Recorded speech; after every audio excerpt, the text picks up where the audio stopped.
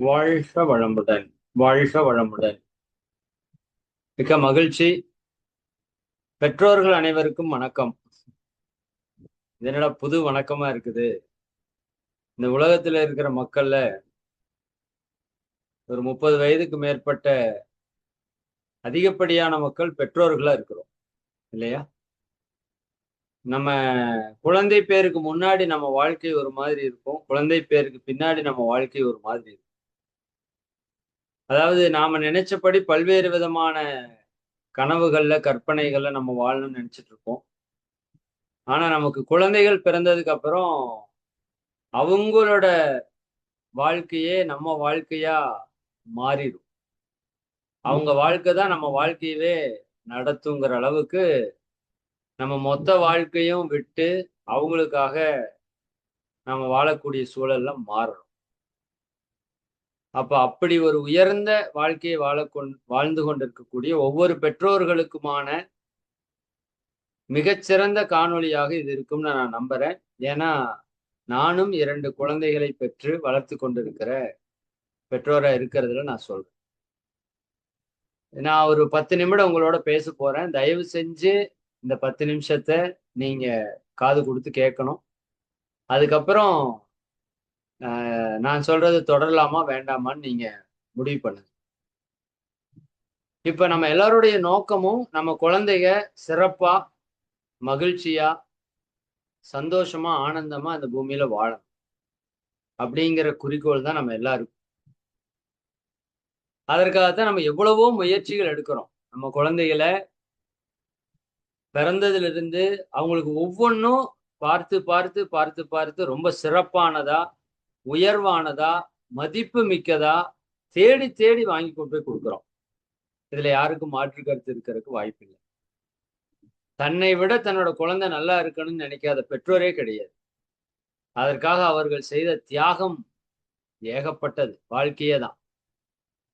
அப்போ அப்படி நம்ம பார்த்து, பார்த்து வளர்த்திக் கொண்டிருக்கிற நம்ம குழந்தைகள் உண்மையாலுமே மகிழ்ச்சியா வாழ்றாங்களா?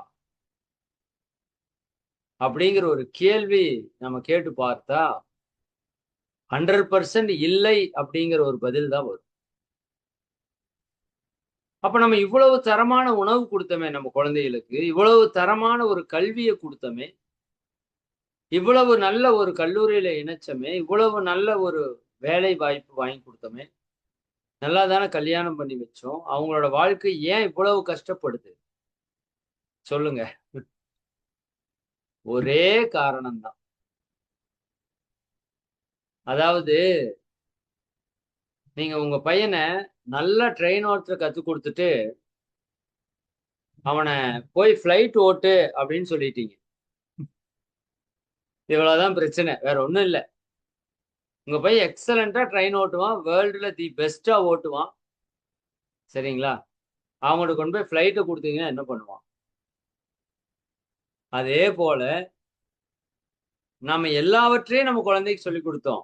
தமிழ் சொல்லிக் குடுத்தோம். ஆங்கிலம், மேத்ஸ், சயின்ஸ், சோசியல் சயின்ஸ் இன்னும் என்னென்னவெல்லாம் சப்ஜெக்ட்ஸ் இருக்கோ எல்லாத்தையும் சொல்லிக் குடுத்தோம். 1க்கு 2 மொழிகள் சொல்லிக் குடுத்தோம். ஆனா நீங்க மனசுல, நெஞ்சில கை வச்சு சொல்லுங்க. எப்படி சாப்பிடணும்னு சொல்லிக் குடுத்தோமா? எப்படி தூங்கணும்னு சொல்லிக் குடுத்தோமா?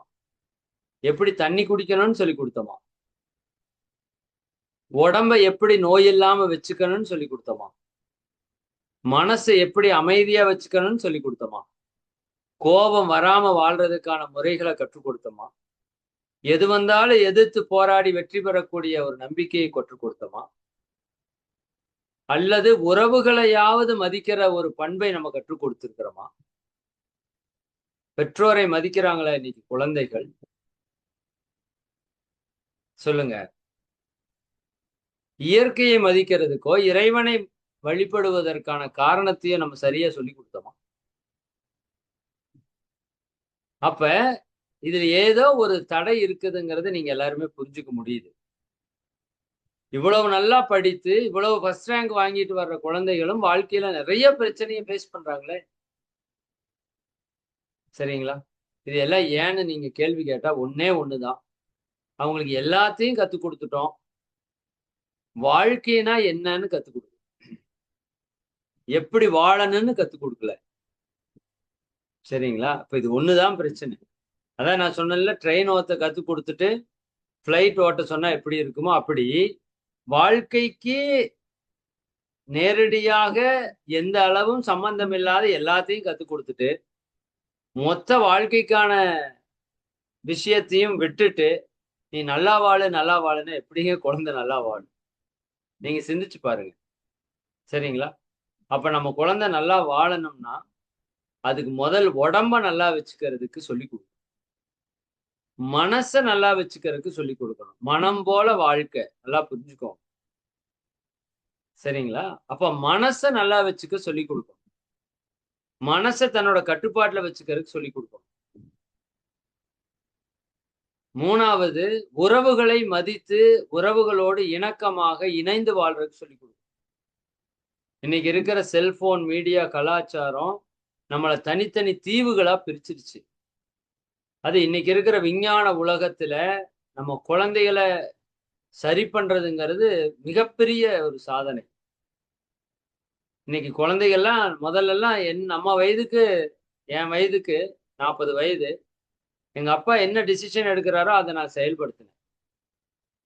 இன்னைக்கு ஒரு 5வது வகுப்பு 4வது வகுப்பு படிக்கிற குழந்தையோட டிசிஷன் கூட அந்த பேரண்ட்ஸ் எடுக்க முடியறதில்ல. அந்த குழந்தை எடுக்கிறது தான் பேரண்ட்ஸ் ஃபாலோ பண்றாங்க. அந்த அளவுக்கு இப்போ சூழல் மாறி இருக்கு. அப்ப எவ்வளவு ஒரு இக்கட்டான சூழல் இருக்கிறோங்கிறத நீங்க சிந்திங்க. குறிப்பா 13 வயதுக்கு மேற்பட்ட ஆண், பெண் மாணவ மாணவிகளுக்கு பாலுணர்வை பற்றிய எந்த விதமான விழிப்புணர்வும் இல்லை. பெரும்பாலும் தவறான செய்திகள்ல அவங்க கவரப்படுறாங்க.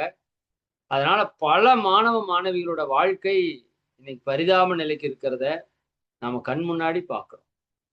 போதைப்பொருள் கலாச்சாரத்திலிருந்து இது எல்லாவற்றிலிருந்து நம்ம குழந்தைகளை மீட்கணும் அப்படின்னா அதற்கு ஒரே வழி அவன அந்த பொண்ண வாழ்க்கையை பற்றிய புரிதலோட நல்ல சிந்தனைகளோட நல்வழியில நிற்பதற்கான யோகா தியான பயிற்சிகளை அவங்க வாழ்க்கையில இணைத்தே ஆகணும்.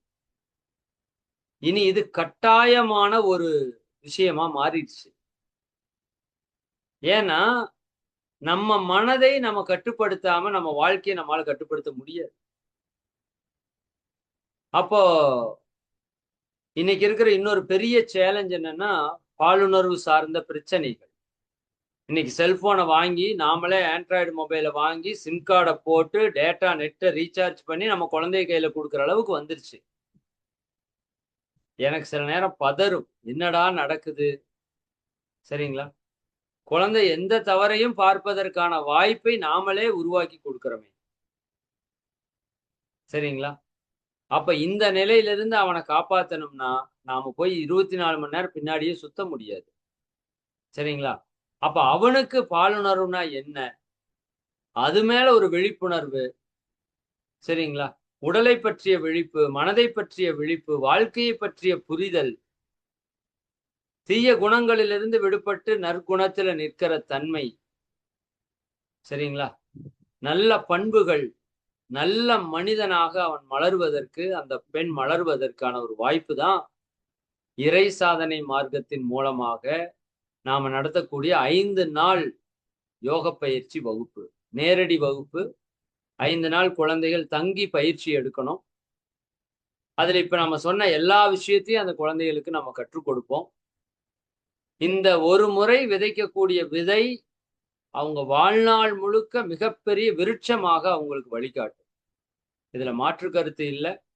அதனால நீங்க ஒவ்வொரு பெற்றோரும் நீங்க புரிந்து கொள்ள வேண்டியது இந்த இறை சாதனை மார்க்கத்தின் மூலமாக நடத்தக்கூடிய அந்த 5 நாள் யோக பயிற்சி வகுப்பு மாணவர்களுக்கு தனியா, மாணவிகளுக்கு தனியா, அதுபோக சின்ன மாணவர்களுக்கு, சிறிய மாணவர்களுக்கு 13 வயசு கீழே இருக்கிறவங்களுக்கு தனியா நடத்துறோம். அதற்கான விபரத்தை உங்களுக்கு கீழே டீட்டெயிலிங் கொடுத்துருக்கிறேன். மே மாதம் நடக்குது இந்த நிகழ்வு. அதனால பெற்றோர்கள் கொஞ்சம் சிந்திங்க. தயவு செய்து இந்த பயிற்சியில உங்க குழந்தைகள் கலந்துக்கிட்டாங்கன்னா நிச்சயமா அவங்க வாழ்க்கைக்கு நீங்க கொடுத்த மிகப்பெரிய பரிசாக இந்த நிகழ்ச்சி இருக்கும். அவங்க வாழ்நாள் முழுக்க இது மிகப்பெரிய நன்மையை செய்யும் என்ற அளவுல உங்க எல்லாரையும் வேண்டி விரும்பி கேட்டுக்கொள்றோம். இந்த நிகழ்ச்சிக்கு உங்க குழந்தைகளை சேருங்க. இது முழுக்க முழுக்க பண நோக்கம் இல்லாம இந்த சமுதாயத்தினுடைய நலனை மட்டுமே நோக்கமாக வைத்து செய்யக்கூடிய செயல்பாடு. அதனால கட்டணம் மிக மிக குறுகிய கட்டணமா வச்சிருக்கிறோம். அந்த வாய்ப்பை நீங்க எல்லாரும் பயன்படுத்துங்க. இந்த காணொளி உங்களுக்கு பயனுள்ளதா இருந்தது அப்படின்னா இதை மற்றவங்களுக்கும் ஷேர் பண்ணுங்க. நிச்சயமா இந்த சமுதாயம் மாணவர்கள், குழந்தைகள், இளைஞர்கள் கையில் இருக்கு. அந்த சமுதாயத்தை சரி செய்ய வேண்டிய பொறுப்பு நம்ம ஒவ்வொருவருக்கும் இருக்கு. நமக்கு இந்த வாய்ப்பு சரியா கிடைச்சிருந்ததுன்னா நம்ம வாழ்க்கை எப்படியோ மாறி இருக்கும். நம்ம குழந்தைகளுக்கு எத்தனையோ கோடி ரூபாய் செலவு பண்ணி நீங்க கொடுக்கிற கல்வியை விட, செல்வத்தை விட ஞானிகள் மகான்கள் கொடுத்த இந்த கல்வி அவங்க வாழ்க்கைக்கு மிகப்பெரிய சப்போர்ட்டா இருக்கும். நிச்சயமா அந்த வாய்ப்பை பயன்படுத்துங்க. ஒவ்வொரு பேட்ச்ல 50 பேருக்கு மட்டும்தான் வாய்ப்பு இருக்கு, முதல்ல பதிவு பண்றவங்களுக்கு. அதனால இதுல தெரியக்கூடிய எண்ணிற்கு நீங்க இம்மீடியட்டா கால் பண்ணி மெம்பர்ஸை புக் பண்ணிக்கோங்க. சரிங்களா? ரொம்ப மகிழ்ச்சி. அனைவருக்கும் நன்றி. இவ்வளவு நேரம் இருந்து கேட்டவங்க எல்லாருக்கும் மிக்க நன்றி. வாழ்க வளமுடன். வாழ்க.